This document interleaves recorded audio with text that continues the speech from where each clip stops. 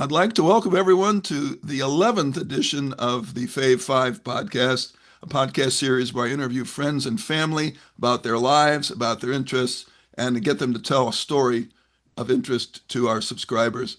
Today, I'm very pleased to have with me David Lavalley, who has been involved in the world of music most recently, but he and I met initially in the world of computers. We both worked for Digital Equipment Corporation, and some people today may not even remember that company. But at one time, it was the number two computer company in the world behind IBM. And Dave and I both worked there.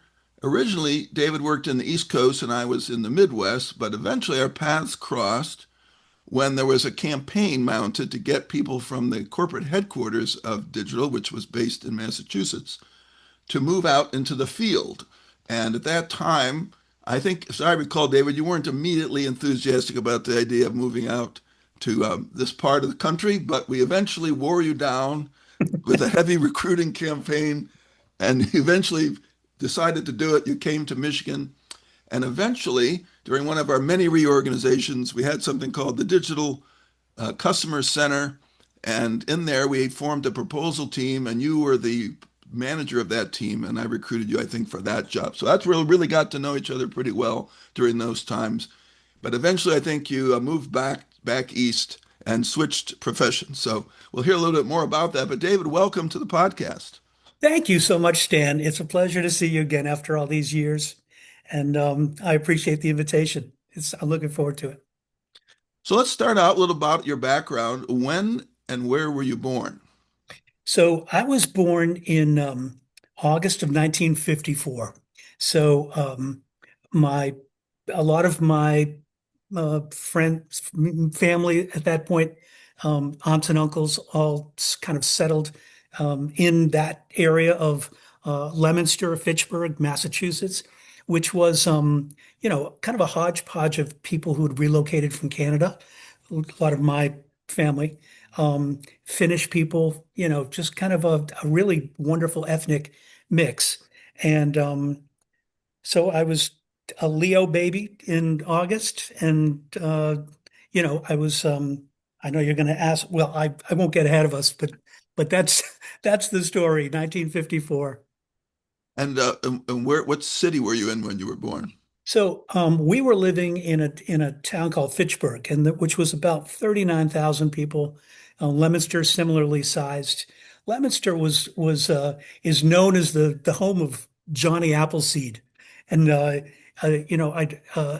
remember that they called it Plastics Town because there were so many plastics factories that had sprouted up when plastics became a really incredible employer across the country.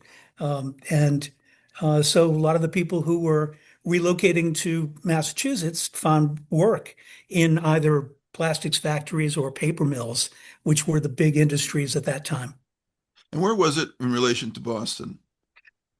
It was a good, probably an hour and 15 minutes away. So, you know, um, you know, I live in Natick now, which is about 15 miles away. So I would guess Fitchburg, Leominster, probably, you know, 40 Okay. miles away. So going to Boston was a big deal. And what was your ancestry? What kind of nationalities made up your background? Both my parents were born of, you know, Canadian nationals. So they're, when I do my DNA testing and ancestry.com, it's kind of a direct thoroughfare to Canada. It's always fun to connect with people who have that same line of descent. So after living there, where else have you lived? Well, when I lived at home, probably left in 72, 73, and I was kind of moving gradually closer and closer to Boston. For a while, I lived in Marlborough for, in different apartment buildings with roommates and such. And then I relocated to Boston. And I want to tell you more about kind of what I was doing at the time. I was excited I wanted to buy a place And I was speaking to a friend, and he said, "Don't buy in Marlboro, buy in Boston because they were selling condos at that point for $50,000." And that was about 84. And I was on a Com Ave. It was just fabulous living in the city. So at that point, I was single, and while I was living in the city, I met Sherry, my wife to be, and we had a relationship for a couple of years. And then that's when the whole idea of relocating for this program at Digital Equipment Corporation came about. And I actually had two job offers. One was in San Francisco. I don't know if you remember any of this, but they flew me out to San Francisco, and it was just gorgeous. It was, you know, the water and the lobsters and the mountains. It was just incredible.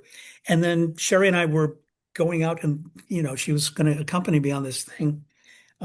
And the when we looked at possible places that we would actually buy, at that point, we could have afforded like a condo in San Francisco, which it was going to be small. It was going to be like living in an apartment. It was, of course, the razzle dazzle of being in San Francisco. But then we flew out to Michigan, and uh, everyone was so wonderful, welcoming. And then we started looking around for places to live. And for the same amount of money, we could have a palace on a lake on the Ponderosa. It was, you know, mind blowing. So it didn't take us long to figure out, wow, I think we'll be for the time that we're out here, I think, you know, we'll be more comfortable. So we ended up in Bloomfield Hills. And then after 5 years in Bloomfield Hills, we relocated back and where we are now, which is Natick, Massachusetts. And what led you to move back? Well, I enjoyed my time in Michigan. We made some good friends. It had a vibrant art scene in Ann Arbor. We enjoyed going into the city to eat and for theater. But I had grown up in Massachusetts. It was honestly, it was kind of a liberal philosophy that I felt more comfortable in. The sports teams, I had a close affection for the Red Sox and the Celtics, and at that point, the Patriots weren't even on the map. But I think probably most of the time that we were in Michigan, we were thinking at some point we're going to go back, and we were very excited to come back. Yeah. So it felt good when you got Oh home? yeah, Yeah. yeah. Who was in your family when you were growing up? So there were five kids in our family. My parents were, you know, Roman Catholics, and they were encouraged to have big families. And so I had two brothers and two sisters. I was the eldest son. My sister was older, firstborn, and so living in our house which was a rented apartment on a two-story house. Um, it was close quarters with seven people, So we did not have, extravagant means. We made do, um, but it was a close life with a lot of people, a lot of folks in the house. Did you have extended family around? Yeah, my my mom and dad had incredibly large families. I think my mom had something like 16 brothers and sisters. My dad had 12, Wow. and just an amazing array of family, all of who had kids. So living around us, there were a lot of our aunts and uncles, and so we would get together with the cousins, and you know, um, one of the families, my uncle and aunt lived in Boston, and so we would go and visit them periodically. So it was a lot of family stuff. When when our parents would be talking with their siblings about topics they didn't want us to know about, they would all start speaking French, and so we would be kind of on the outside of that conversation. But it was a lot of family around. Did they ever try to get all of those many family members together, or was that impossible? Well, the closest I remember were a couple family gatherings around weddings, that kind of thing. Um, and it was a big event, a lot of folks, and I still maintain touch with a lot of those folks. What did your parents do? They were both hardworking, middle class. I mean, in that economy, in that area, um, since there were so many plastics factories, my dad worked at a plastics factory. He would bring home, you know, combs and toothbrushes and other stuff that they made in the factory. My mom actually worked at Digital Equipment Corporation before I did, and she worked on a line making printed circuit boards. And I don't think at that point they were actually, doing board manufacturing from scratch. My guess is that once things hit manufacturing, she would be doing engineering change orders on the boards and maybe swapping out a capacitor for a different one or whatever. Mhm. But it was, they were hardworking folks. When you were in elementary school and middle school and high school, what did you like to do? Well, I started elementary school in a Catholic school.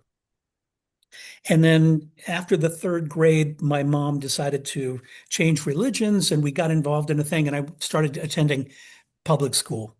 Um, so at the early age, I was like any other little kid. I liked to play, baseball and kickball in the street and ride my bike. And, I was an avid reader even at that point and read a lot of science fiction.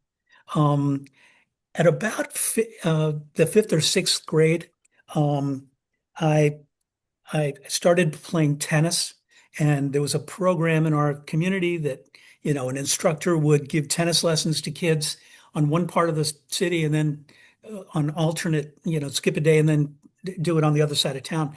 And I started going to both sessions because I was just couldn't get enough of this. And so tennis, and back in that time, which was the mid 60s, um, was a popular thing. You had Stan Smith and Arthur Ashe and these icons that we thought so much of.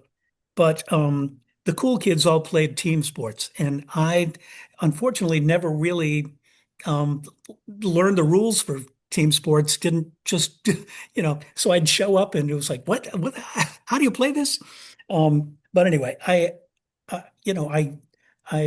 was playing tennis. The real game changer for me, and I'll get into this when I talk about my story, was when I think I was in the sixth grade and I was in a public school that was part of a state college. So the state college students would actually teach in this public school. And the college was putting on a production of Macbeth. So they needed a kid to play Macduff's son in the play. And I really enjoyed reading. I was very animated. I loved, reading to the class when I had that opportunity. And so a teacher of mine suggested that I try out for this role. So I go to this rehearsal. It's all college students, and I'm this little kid, sixth grade, and I got the part. And so I was hanging around for a few months during rehearsals, and then all the performances, doing Macbeth, listening to Macbeth 30, 40 times, So I really got the bug for acting. And I was I totally enjoyed it. And it was one of those times I really felt like, wow, I'm doing something that not everybody can do. I felt like, this is pretty neat. Um, so at that point, sixth grade, I was also getting into music and listening to the Beatles, the Monkees, the Who, anything that came on the radio, always ear glued to the radio.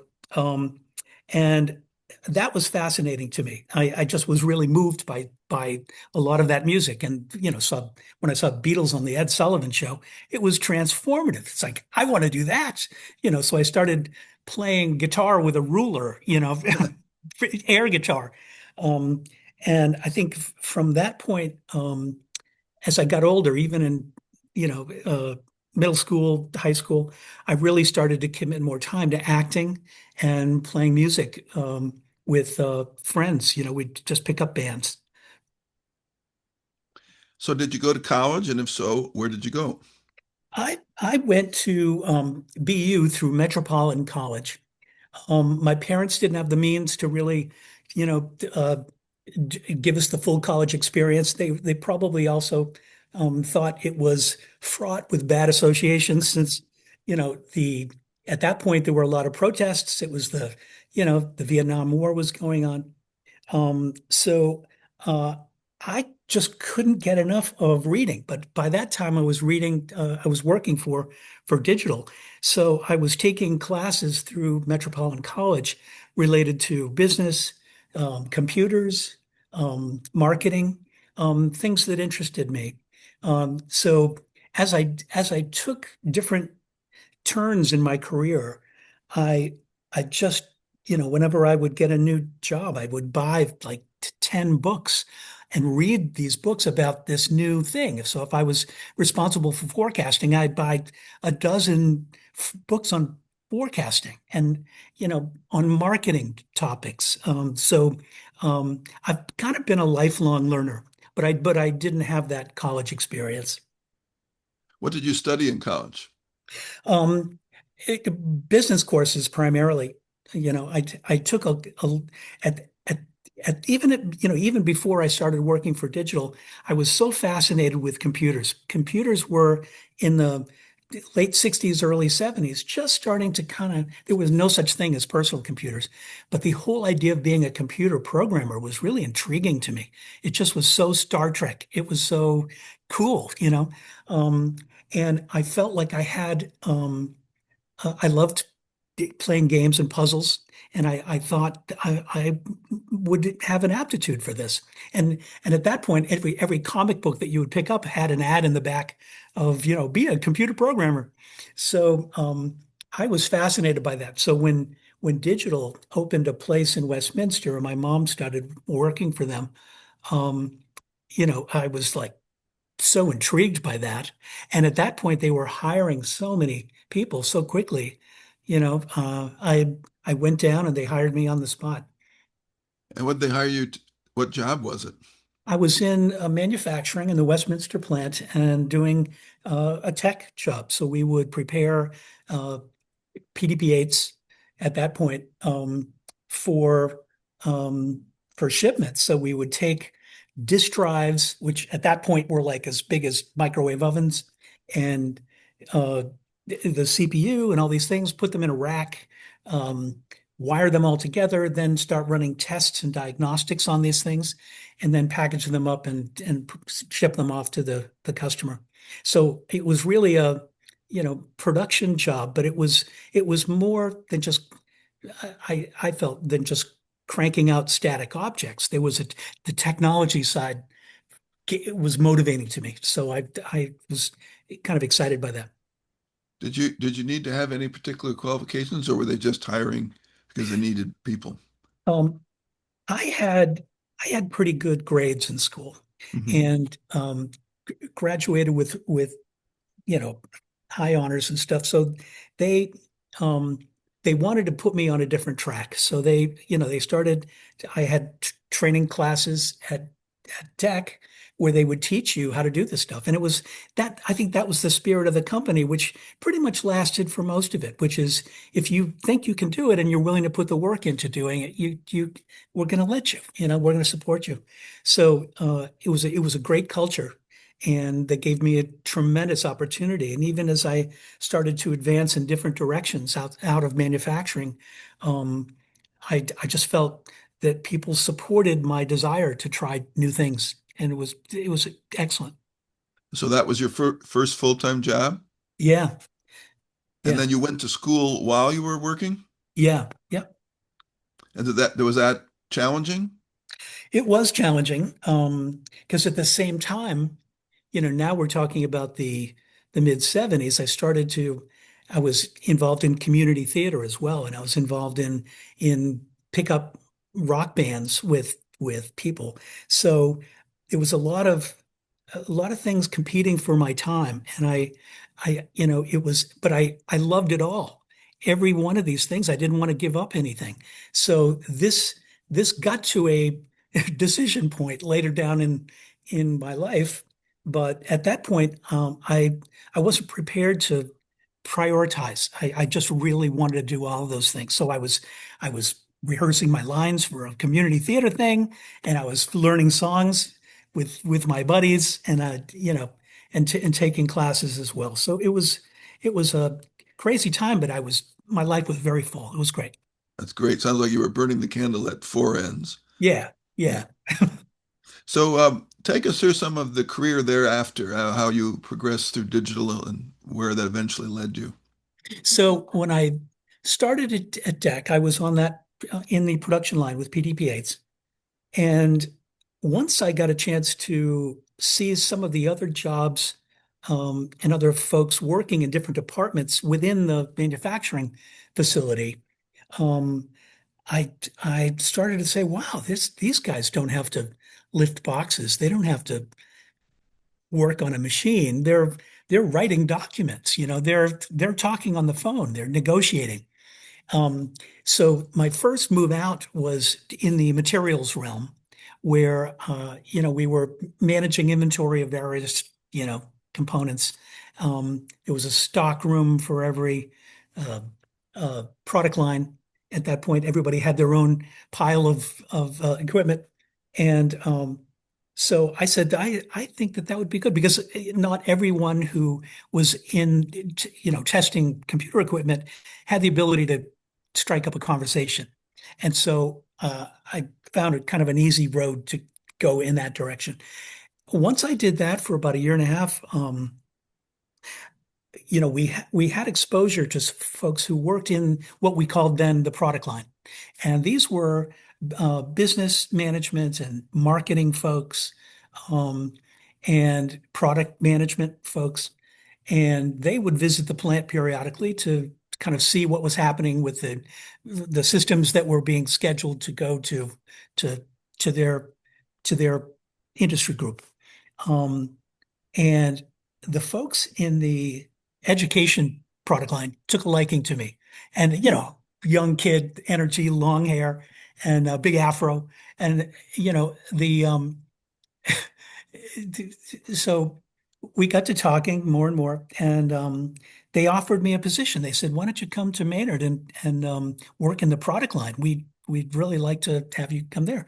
So going to Maynard was like Mecca. This was the headquarters, right? Yeah. And at that point, Ken Olson, the president, and Win Hindle, one of the founders, worked in that mill complex. So I dressed up and I went to the because didn't dress up to work in manufacturing.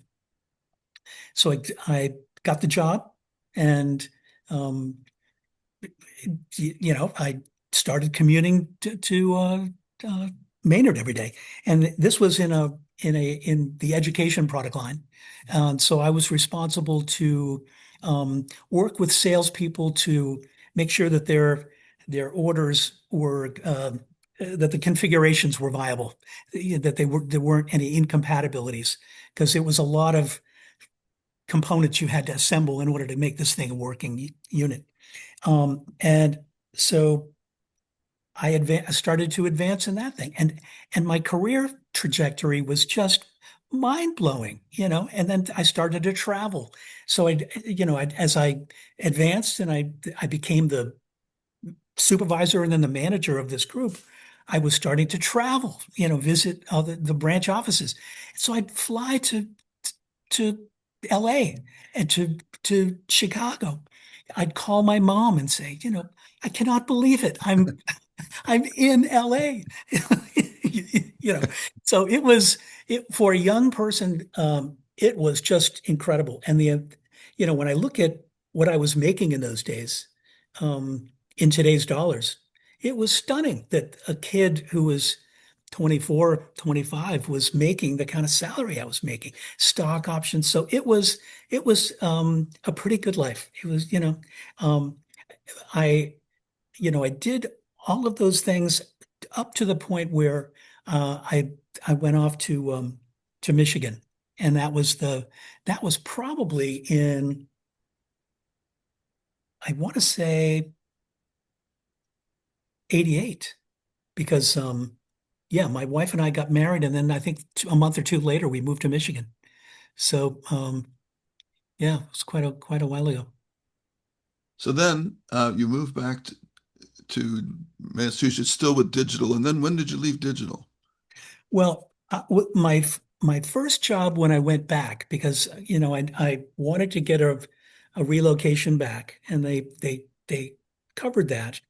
But at that point, the company was in a very different state. They were looking to, move people around and restructure.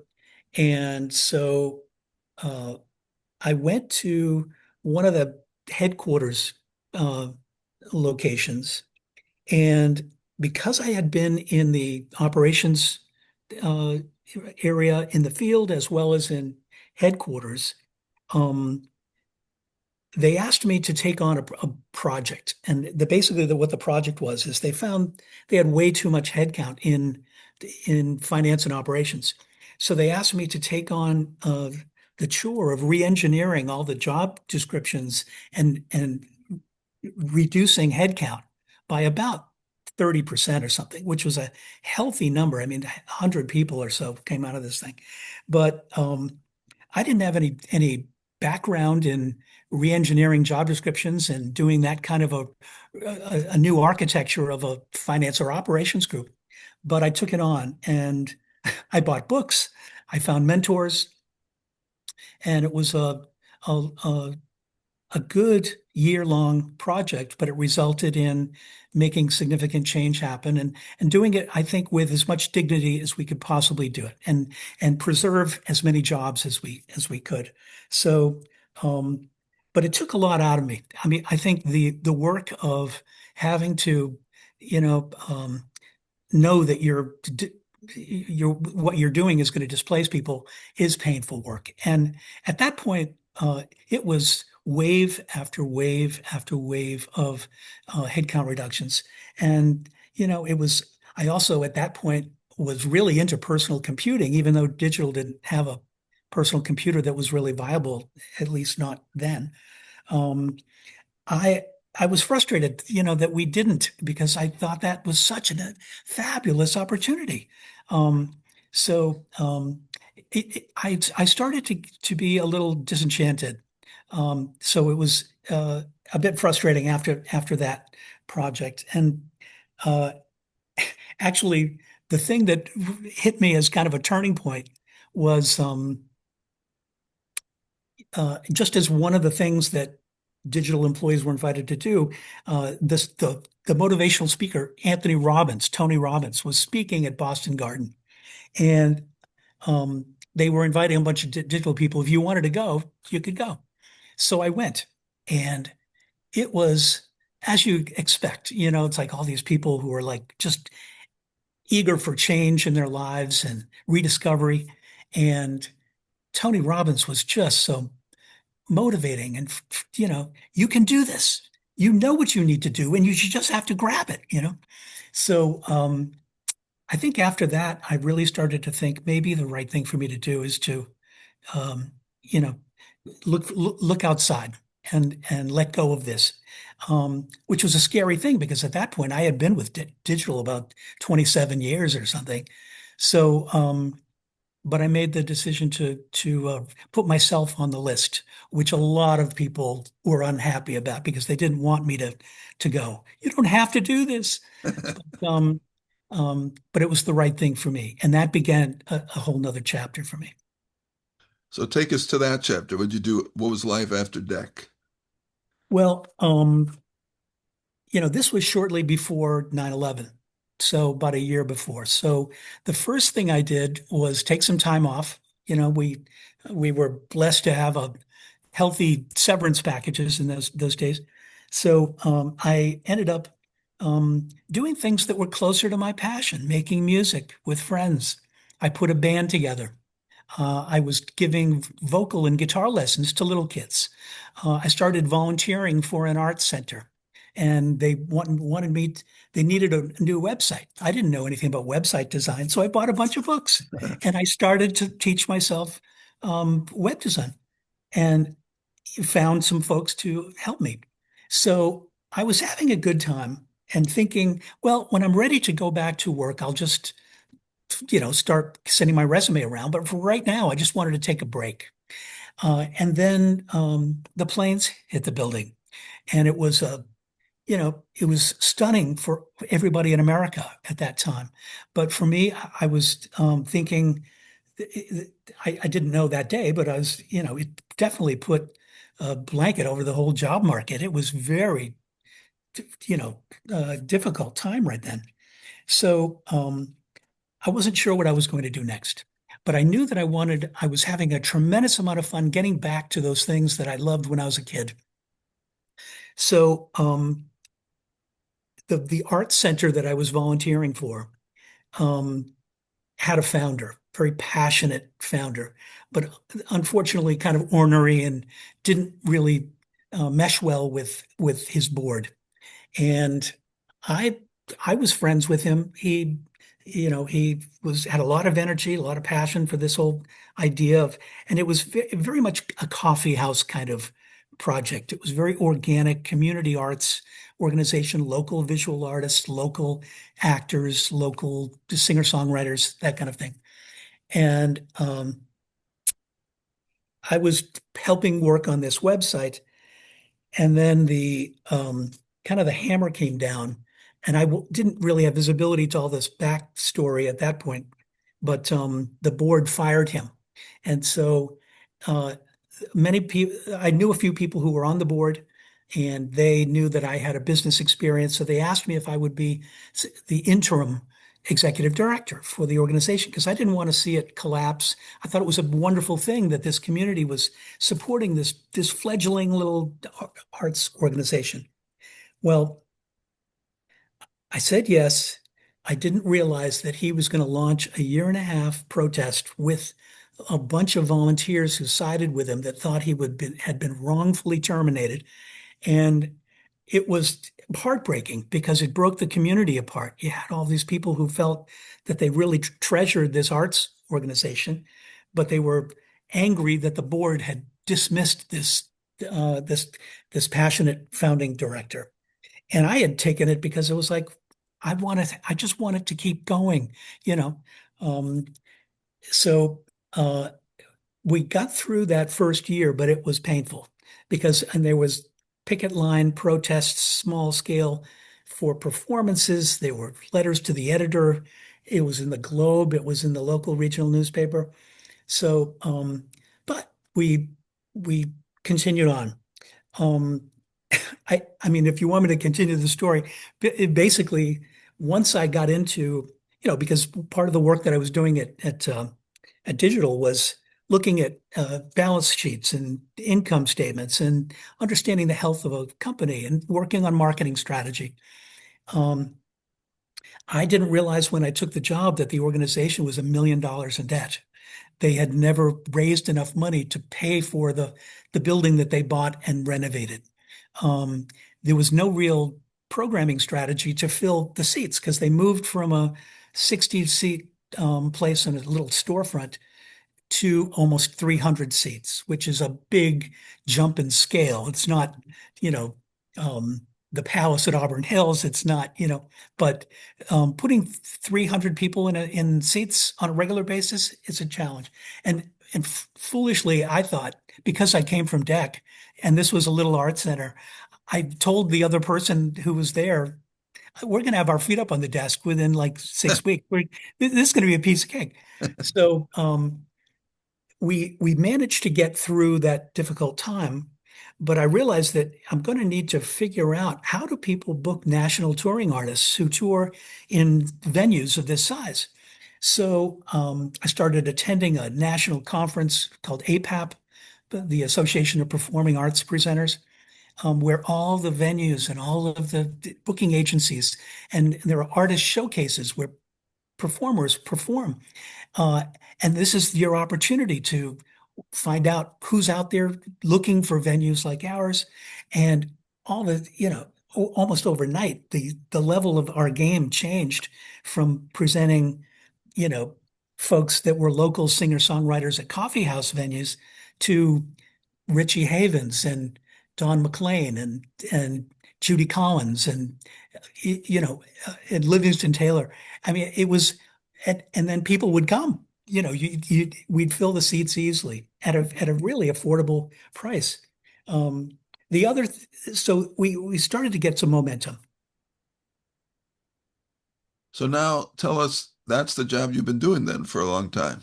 Yeah, I mean, there have been uh, twists and turns during the last 22 years that I've been doing this. Getting through that PR disaster was the first one, but then in 2008 there was a recession. Then, I learned pretty quickly the only way we were going to be able to pay fair wages to the people, hardworking people working in a nonprofit because they love the arts, was to eliminate this debt. So we came up with a strategy to do that, but it took time to do this capital campaign and get the funding to reduce the debt. And then just when we were at the point where we paid the final mortgage note, which was 8 years early, that was the end of 2019. We said next year we're going to be able to pay folks healthy salaries. And then in March, I think it was, the closure from COVID came down. So we were in lockdown for a year and a half. So so there have been challenges along the way, but now the organization, I have to say, is, healthy as it's ever been. It has a strong cash position, healthy reserves, zero debt, a lot of wonderful relationships with artists around the country. Um, the community has benefited from it. I mean, there are apartment buildings and condos going in around the art center because people want to live in this vibrant thing now. There are new restaurants. So it's just been a wonderful thing for the community. It's been the most fun thing.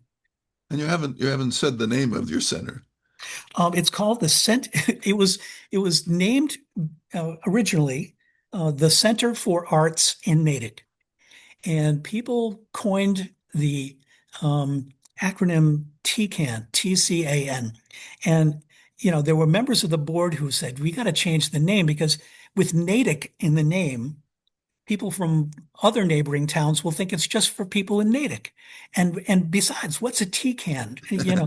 TCAN is kind of an odd acronym, like the Center for Arts in Natick. So, but at that point, even though we took on a rebranding, we left it be TCAN, and now it is known as TCAN everywhere, and we've kind of leaned into it like Smuckers. It's like, okay, it's TCAN. Now Yeah, it's a noun. People refer to it as the TCAN. that you can. How many nights a year do you try to have shows there? For the last probably 15 years, we've been doing um, about 100 what we call main stage performances, which are, full on concerts with the Smithereens or Marshall Crenshaw. Um, and in addition to that, we've added comedy. We do 3 community theater productions a year. We'll have monthly exhibits by local visual artists. Um, but the thing that carries this is primarily the concert thing. In 2016, as part of our capital campaign, we built out the second floor as a small movie theater, as a art house movie theater. So we're showing first run feature films, but mostly of the art house variety, the lesser seen, more, eclectic indie films kind of thing. So we've added that to the mix. So there's something going on here 6 nights a week. It's busy, very busy. And what's your attendance tend to run? Does it fluctuate a lot, or do you kind of have a steady average? Um, so for the last years, when we fully recovered from the pandemic, which was really more like 23. So 23, 24, we did 30,000 people for the year, and we'll exceed that this year, which, and if you look at that as what percentage of capacity does that represent given the seating that we have? The concert business is pretty much 85, 87% of capacity, which is almost unheard of. Yeah, that is. Or, but I think we've coined the tagline "small space, big experience" because the whole idea is let's exceed people's expectations of what they typically think they're going to have when they go to a little venue with a crummy PA system and next to no stage lighting, and the staff is rude. So we work on trying to exceed people's expectations, and so I think for most performances, it's very close to sold out. But we do have some emerging artists too. Ari Hest has been here, your friend. A lot of the folks that I know that you've seen, Tom Rush, Jonathan Edwards played here many times. Um, Well, not only that, we've actually hosted many of the same artists that have performed there. So we have that in common. As you mentioned Ari, you mentioned Jonathan. They both have performed here in our house in yeah, Michigan. So I don't have as big a venue as you, and I don't fill as many nights per year, but I can understand some of what you do in booking and hosting those shows. yeah. When you're not involved with music, what are your other hobbies or interests that you spend time on? Well, I'm still a big computer aficionado. I'm totally fascinated with computer technology. My wife thinks I have way too many computers and iPads and devices. Um, so I try to stay current with that. A couple of years ago, I started to get into virtual reality. So I got a virtual reality headset and then upgraded to a new one, which is kind of mind-blowing in terms of the in gaming, but also even watching a movie. You put on these glasses and you're in a totally immersive, grand movie theater watching this thing on a gigantic 60-foot screen. It's just a powerful experience. So I do that. We took up golf when we came back from Michigan. I don't think I really played much golf up to that point. I was there for comic relief when we go on sales meetings and have, a golf outing. But we play golf frequently now, so I enjoy that.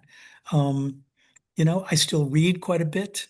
Um, you know, some fiction, some nonfiction. Um, so, you know, uh, those are the main things, Okay. Before we move on to the Fave 5 section, you were mentioning artists that you've hosted. I'm going to move my shirt up here a little to show you that I'm wearing a Liz Longley shirt. Oh, I love Liz. I think I see her on your website, so I know you've probably hosted her a few times. Yeah. Yeah, And she she's was, great. when she played here, um, during the pandemic, we moved our shows from inside to outside. And we did three shows, one each summer. But the problem was the threat of rain. What do you do if it rains? And each of the three shows that we hosted, there was a threat of rain. Well, with hers, we ended up deciding to move the show into the garage. So she was the only show we ever operated out of our garage. But a little rainstorm did come for about 10 minutes, and that was interesting. So now we're going to switch to the section of, you already mentioned books. Are there any other things you like to read, or any particular types of books you like to read besides what you've mentioned? Yeah, um, when I was a kid, I would read Arthur C. Clarke and Ray Bradbury. I was really intrigued with science fiction. As I got older, I read stuff like Tom Clancy, Michael Crichton, John Grisham, kind of beached page turner Yeah. stuff. Enjoyed that. Um, but as nerdy as it is, I still read a good amount of things about marketing. And I was really fascinated with, um, and actually did a paper on it when I was in Metropolitan College on subliminal advertising and this whole, I don't know if you ever read the book Hidden Persuaders, but there's this notion of incorporating hidden messages within graphics and in ads, in movie theaters as well as in print. Um, I've read with interest this whole Cambridge Analytica story, Targeted, and then there was a companion book by another employee that worked with the principal. This idea of manipulating politics with these social media messages and micro-targeting of messages, which was kind of dark, but it's just unbelievable. You know, um, I also read for fun, musician biographies. Yep. So I've do got a I. whole, you know, stack of them, and I've read a number of books out of necessity as well in arts management and fundraising. So because fundraising was nothing that I had any experience in, though I had kind of been very close to the sales process, but fundraising is a whole nother thing, and there's really a method to it and a structure to it. So I've read a lot about that and about Michael Kaiser is a hero of mine. He used to run the Kennedy Center years ago and has written a lot of classic books on arts management. So, that kind of thing. Okay. What kinds of foods do you like to eat? I love this question. I love to eat. I enjoyed having dinner with you when we were in Michigan. Yeah. Um, I'm a big fan of breakfast. I love breakfast. You know, bring on the meat, the whole thing. I have a fond memory of going to Hawaii more than once, and they have a thing called Moco Loco, which is a kind of a, a, a dish with every breakfast food on it, including fried spam, and then it's got like a sauce on it. It's kind of gross, but it's good. I like steak, medium rare, I like all Italian food. My wife and I love Mexican food, so we're big fans of Mexican. Sherry's a good cook. So if we were to go out to a meal together, where would you take me? Oh man. One place I really love, and I'd probably take you there, is on Hanover Street in the North End. It's called the Aria Trattoria, and it's on the second floor of one of these buildings that you pass when you're on that street. And so you're kind of overlooking at the people who are walking back and forth. And it's fairly small, but the food is just amazing, and the service is terrific, and it's just kind of a hidden gem that I love taking people to because it's so surprising. It's not like the one of the four or five iconic places in the North End people go, but the food is really exceptional. Aria. Well, you know what? When I used to have to come out to go out to Marlboro or Maynard back in the days, that I learned quickly to stop first in the North End to eat, and then before driving out, because you wouldn't get as good food out west of Boston as you'd get right there. I can't tell you how many times I went to the old Oyster House, um, in like near Faneuil Hall, Right. and and how many customers I took there, and now I have such regret that I went there so often instead of going to the North End. But Right. but it's all But it good. was good too. Yeah. All right, so we're going to talk music, which is right up your alley, but do you have a favorite song or a favorite musician or favorite concert or album or all of the above? All of the above, I have been a fan for so long, and my musical interests have evolved over time. When I was a kid, I think we talked about Beatles. I also the first concert I ever went to was Chicago at the Heinz Auditorium in Boston. I was a big fan of Crosby, Stills, Nash, the Byrds, Steely Dan, Harmony. I loved Harmony. Um, I started playing with some other guys who were into more funk at one point, and this was also, kind of in the early '70s. And we would listen. They turned me on to Tower of Power and you know Motown stuff, and then that kind of evolved to jazz fusion. So we started to get into things like Return to Forever and Miles Davis. And I loved that stuff. Larry Carlton, who's played at TCAN a bunch of times. I mean, I'm so starstruck. I'm talking to Larry Carlton. I mean, pretty amazing. And then when I was in a rock band for a while that was really seriously pursuing a record deal. And this was at the same time I was working at Digital.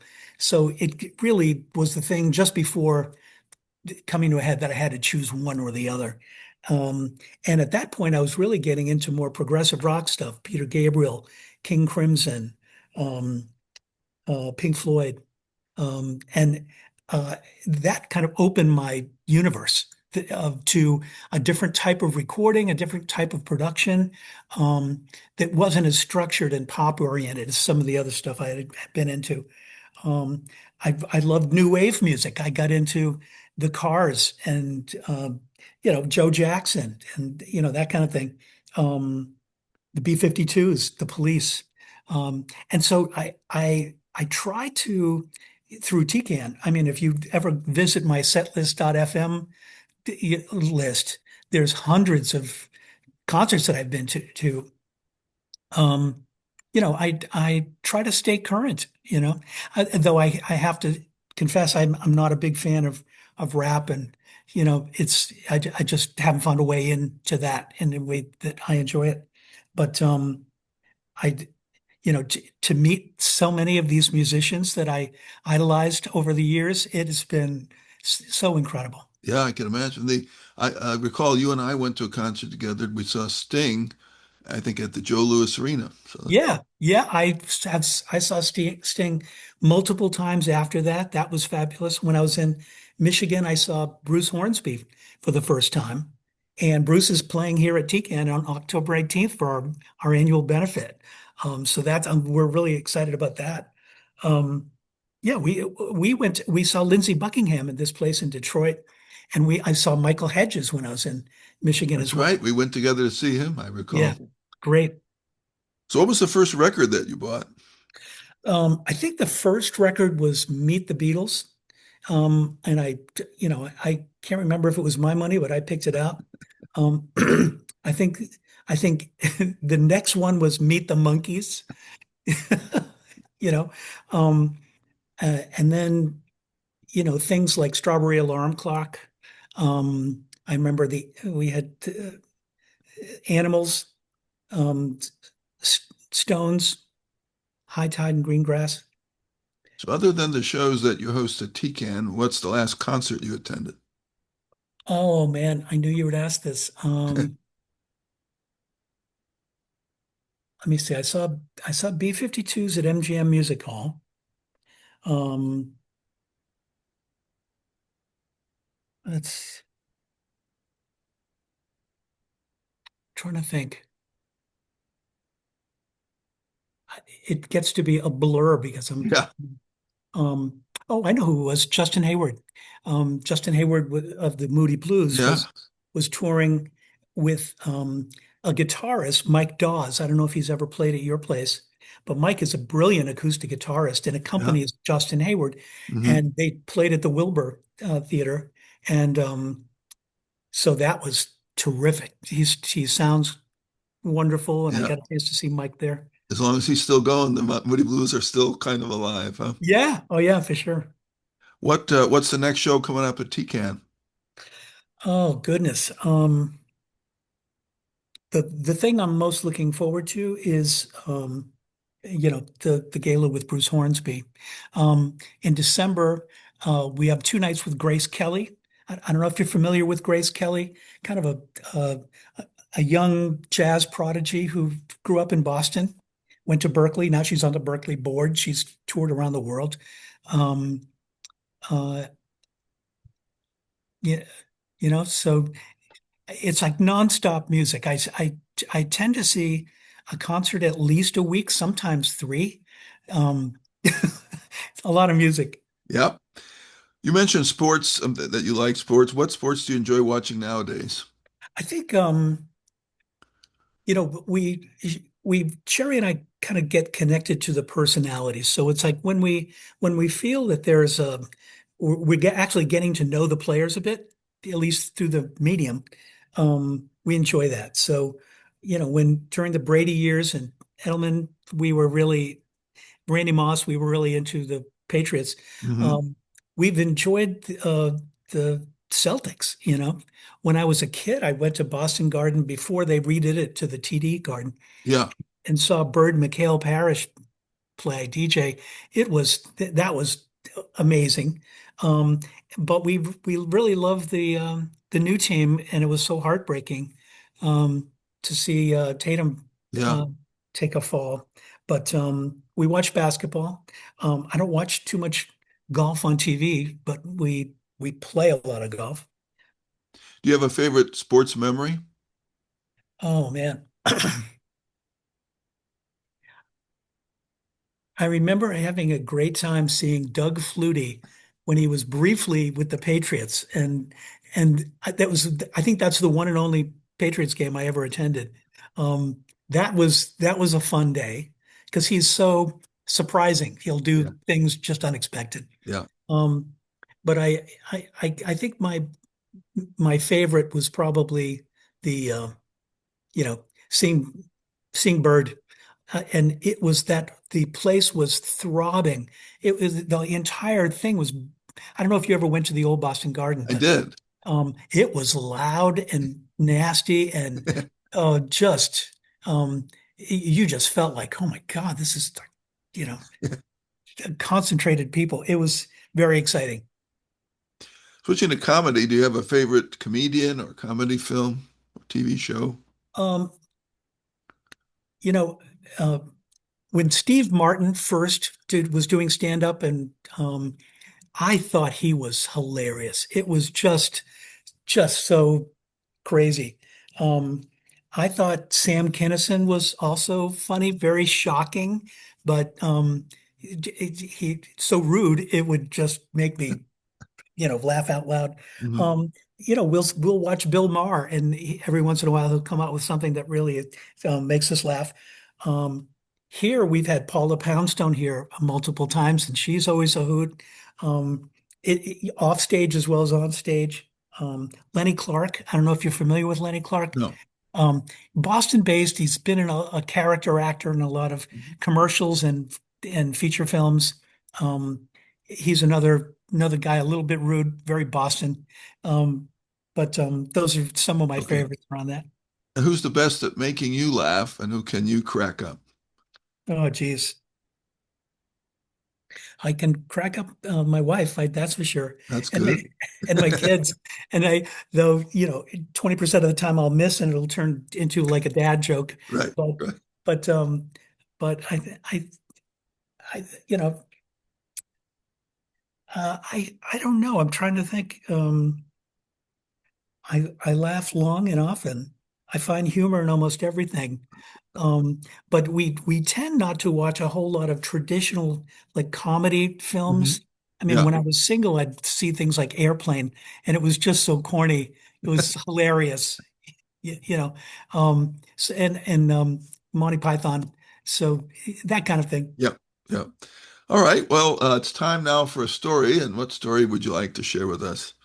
Well, I feel like I've really shared my transition, my life history um, journey from being a kid who felt like an ugly duckling and then turning into this person who has raised the community and elevated it with this wonderful gathering place that brings people together.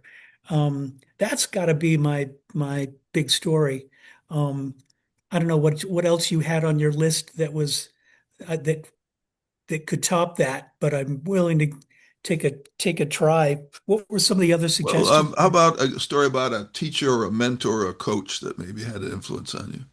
So, yeah. So I mentioned before that I played tennis as a kid and would skip across town on my bicycle so that I could play more frequently. And the guy who was the coach um, was a guy by the name of Don Franciosi. Wonderful, wonderful guy. And as it turns out, he was my teacher in the fifth grade. And then he was also my teacher in the sixth grade because I changed schools and he did too. And he went up a grade and I did. And so I had him for 2 years. He was just such a wonderful human being. Um, Not only teaching me about tennis, but at that point, teachers taught gym, they taught history, they taught writing. And there were there were things that we would do in terms of, reading aloud or even writing. I remember him signing for a project. You know, if you could if you could have any wish that you wanted, what would you wish for? And I wrote this paper. I was probably in the must have been fifth or sixth grade, um, about wanting world peace because I felt that that would be, if we had world peace, that it would enable so many other wonderful things to happen. And he just, in front of the class, made me feel so wonderful that I had put that down on the page. Um, I called him because I have, you think about these wonderful mentors you've had in your life, just to see how he was. And it was a delightful, warm conversation. And I had the opportunity to tell him how I felt That's and great. that I appreciated him. It was great. I'll wrap up with a couple quick stories I mentioned already, but that during that time when we're trying to recruit people to come out here, they actually set up a kind of like a job fair where all the different locales could have their booth and try to pitch their location. And as you mentioned, there was San Francisco and there was Los Angeles and there was Colorado and there were these exotic locations that were very appealing and attractive to the headquarters folks back from Massachusetts. And then there was us sort of in the Rust Belt, and our locations weren't as glamorous. We had Grand Rapids and Fort Wayne and Toledo, other exciting destinations. But so our main pitch was the thing I think that ultimately worked with you, which was if you sell your house back in Massachusetts with the money that you realize, you can come out here. And if you want to move to, one of our fair cities, you can buy Terra. You could have a plantation. So so I worked that job fair, and we didn't get a lot of people to move out here, but we did succeed with you. I think we worked pretty hard at it. I remember taking you out to wine and dine you, and people were all trying to really tell you how great it would be and how much we wanted you. So we were glad when you came out, and ultimately was very happy to have you when you worked as the proposal team manager. Also, another little music story was that, if you recall, my son Roger was very young at the time, but he was really into music, and he didn't really have any legitimate equipment. He used to take a toy vacuum cleaner and pull off the top and play that as his guitar like you played your ruler. And one time I took him into a toy store over at 12 Oaks Mall, and he immediately took the toy vacuum cleaner apart, and the people in the store were aghast. What are you doing? I'm playing the guitar. And then he had a little maracas that he used to use as a microphone. Well, I think you saw him doing that, and you decided that you were going to upgrade his equipment. So you gave him an actual microphone that he could use, which was like a big thing to him. He was used to singing into the maracas, and now he had a real microphone. Not that we actually plugged it into anything, but nonetheless, that was a big hit with him. So thank you for that. Hmm.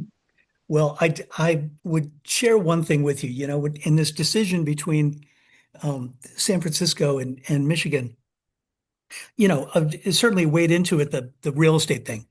But, we had the opportunity in San Francisco to go to a couple parties we were invited to. So I don't know if it would just happened that it was going on when I was out there, but, I got a chance to meet some of the folks in the in the office and from people from that part of the country, and it was very different. And I think if you've been around the West Coast to any degree, you know that culturally it's very different.